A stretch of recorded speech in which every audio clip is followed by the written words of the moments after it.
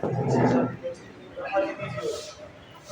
विशिष्ट व्यक्तित्वहरू पाल्नु भएको छ यस सभामा र सनातन शिक्षित समाज नेपालको राष्ट्रिय उत्सवमा आउन पाउन म आफैले भाग्यमानी महसुस गर्दछु।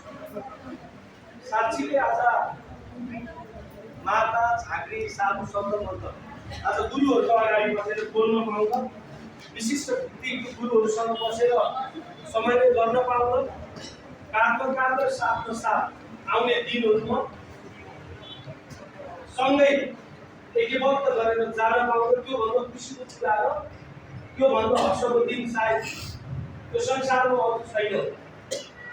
हामी पशुपतिनाथको परागन राम मन्दिरको छेउमा छौँ।